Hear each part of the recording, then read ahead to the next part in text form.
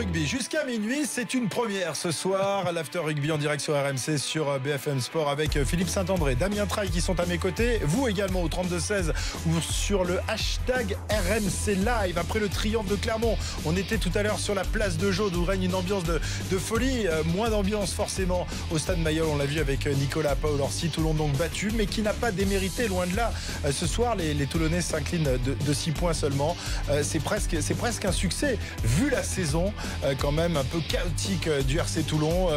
Philippe, on rappelle un changement d'entraîneur incessant, des joueurs qui ne sont pas vraiment à la hauteur de leur réputation, et finalement arriver à battre La Rochelle en demi-finale et arriver à faire quasiment jeu égal avec Clermont, c'est presque un succès pour le RC Toulon ce soir. Ouais, on peut voir qu'ils ont un effectif exceptionnel parce qu'on l'avait dit auparavant. Ouais, on l'avait pas trop vu dans la saison. Les grands joueurs se révèlent lors des grands moments, et à l'image de Manonou, aujourd'hui on a vu une très très belle équipe de Toulon. Je crois que c'est ça, c'est pratiquement le meilleur match, parce que l'ASM, c'est avec les Saracens les deux meilleures équipes européennes, et là aujourd'hui Toulon a fait un match de grande qualité, a conservé le ballon, a mis du rythme.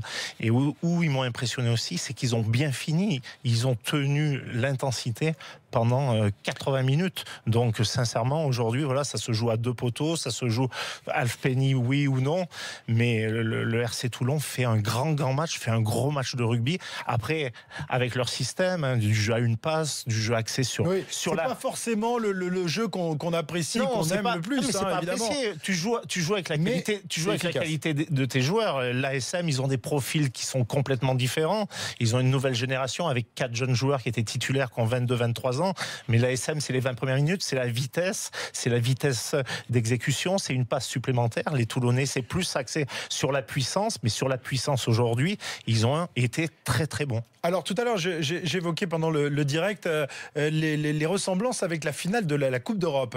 Clermont était opposé aux Saracens, Damien, et ce jour-là, on a vu un match qui ressemble un peu à cette finale, avec des Saracens dominateurs dans les 20 premières minutes, Toulon Clermont qui fait le dos rond, mais qui encaisse quand même pas mal de points avant de redresser la tête. Ça a ressemblé avec un schéma un peu différent, puisque Clermont cette fois-ci était en position à remporter cette finale alors qu'ils l'ont perdu en Coupe d'Europe, mais ça ressemblait un peu à ce scénario. Oui, on peut faire un parallèle un peu sur la physionomie des matchs.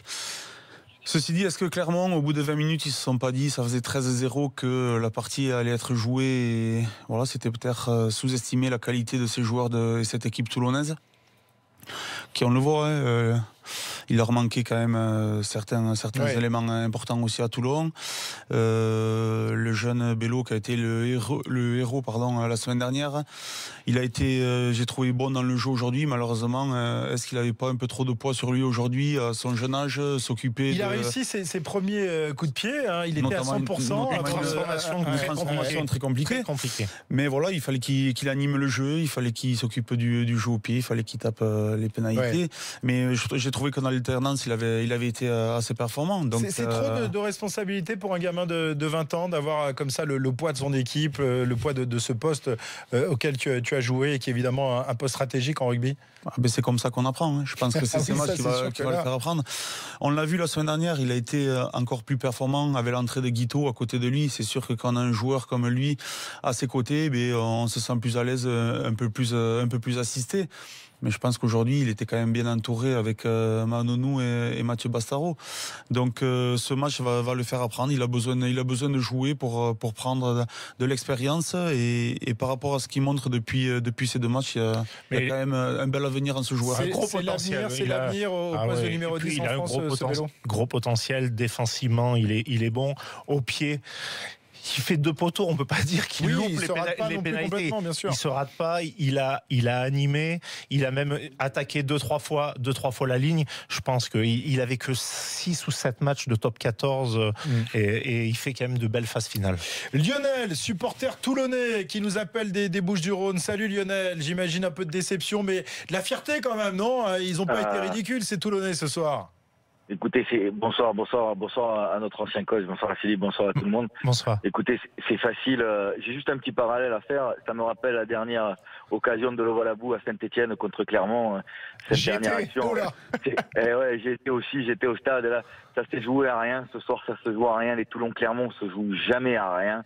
C'est jamais des matchs qui se jouent avec 40 points d'écart dans les finales ou dans les demi-finales. Mais qu'est-ce que je voulais dire? On est fiers quand ils gagnent, mais il faut être fier quand on perd aussi. On va dire bravo aux Clermontois, ils le méritent. C'est notre meilleur ennemi, c'est un très beau public. Je pense que Toulon et Clermont ont des publics à part en top 14. Ils le méritent énormément. Ils ont fait 20 grosses minutes, mais encore une fois, Toulon revient. On n'est jamais mort. Si je refais le parallèle, il y a 4, je sais plus combien ça fait maintenant, Philippe, que ce match-là, ça doit faire 6 ou 7 ans. On perd de 10 points, on revient toujours. On ne lâche jamais rien. Et ce soir, ils ont rien lâché.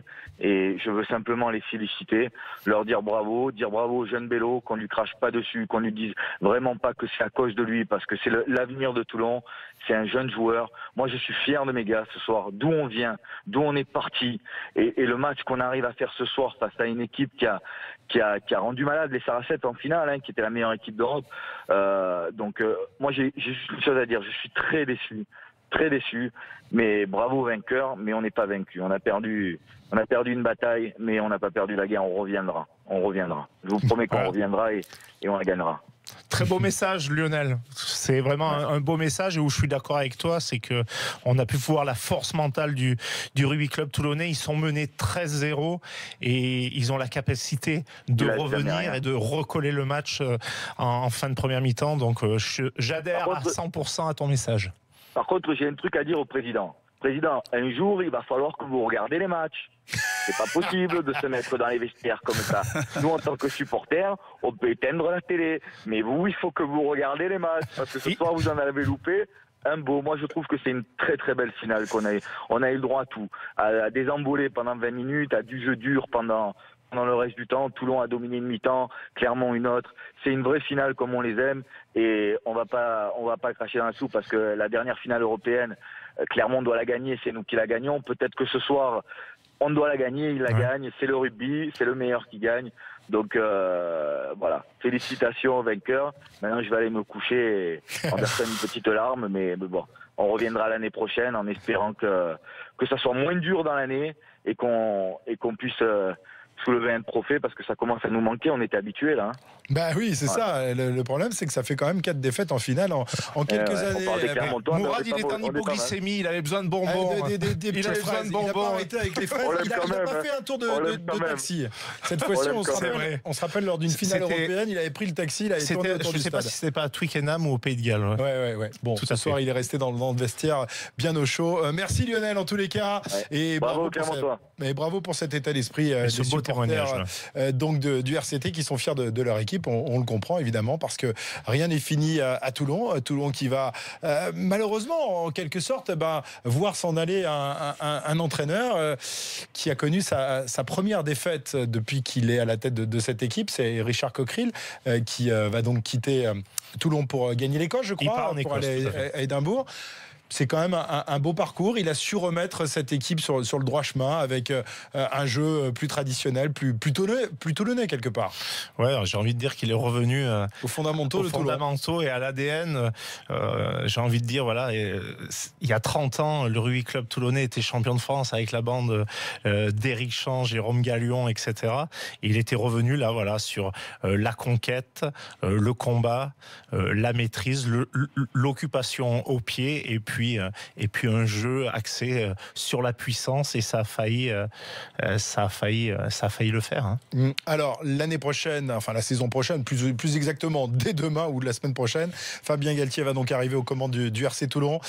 Tu connais bien Fabien Galtier, Damien. Est-ce que tu le crois capable de remettre de l'ordre dans cette équipe, et quelle patte va-t-il apporter à cette équipe toulonnaise? Est-ce qu'il faut qu'il reste justement dans ce schéma traditionnel du jeu à la toulonnaise, ou est-ce qu'il faut qu'il apporte un peu de folie, un peu de patte Galtier? Qu'est-ce que tu en penses? Mais d'après ce qu'on entend, il a tendu de pied ferme à Toulon. Donc, il avait prouvé, notamment lors de son passage à Montpellier, des qualités qui en ont amené Montpellier au sommet.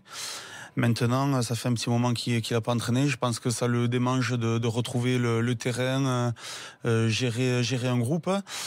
Ils ont fait un bon recrutement. Il y a une bonne solidité quand même au sein du RCT maintenant. Donc, il va vouloir amener ce petit plus. J'ai entendu dire qu'il avait comme objectif de faire devenir le club champion de France qu'avec des Français. Donc c'est bien, ça va permettre notamment à des jeunes, notamment à Bello, de pouvoir s'exprimer et de pouvoir montrer tous les week-ends leur potentiel. Maintenant, voilà, rien n'est simple dans le sport, dans le rugby. C'est un challenge dur à relever, mais quand on est compétiteur, c'est des challenges qu'on a envie de prendre. Ouais, aujourd'hui, il y avait quand même 6 Français dans le 15 de Philippe, départ. je te coupe, on est avec Richard Cockerill en direct depuis la zone mixte du Stade de France, je crois. Richard Cockerill, entraîneur toulonnais. Après les premières 20 minutes, le match c'est 50-50 tout le match. Mais c'est avec ça manque le coup de pied avec le poteau. Il frappe le poteau 2 fois, c'est la différence peut-être. Mais c'est la vie continuée. C'est un peu déçu, mais c'est félicitations pour Clément. Ton fils est content. Voilà, Richard Cockerill, l'entraîneur toulonnais qui parle français comme Philippe Saint-André parle anglais avec à peu près le même accent, hein, Philippe. Hein, je crois qu'il a retenu tes leçons. Thank you very much. Thank you very much. Merci en tous les cas. Merci Philippe. Merci Damien de m'avoir accompagné dans cet after rugby. Alors pour ceux qui évidemment attendaient Daniel Riolo ce soir, rassurez-vous, il est là. Il est là, Daniel, parce qu'il y a le RMC Poker Show, Daniel. Bonsoir les amis, effectivement, je suis là. J'espère que vous vous êtes bien amusés avec votre after rugby, avec cette belle finale. J'ai l'impression que c'était très bien. On s'est régalé ce soir, on s'est régalé. Et évidemment, l'after foot revient demain, Daniel. Ouais. Rassure tous les auditeurs et téléspectateurs. Oui, je rassure tout le monde. En attendant, c'est le RMC Poker Show. Merci Christophe, merci à vous tous de l'after rugby. Le RMC Poker Show dans 8 minutes juste après le journal. On se retrouve très vite. Ciao à vous.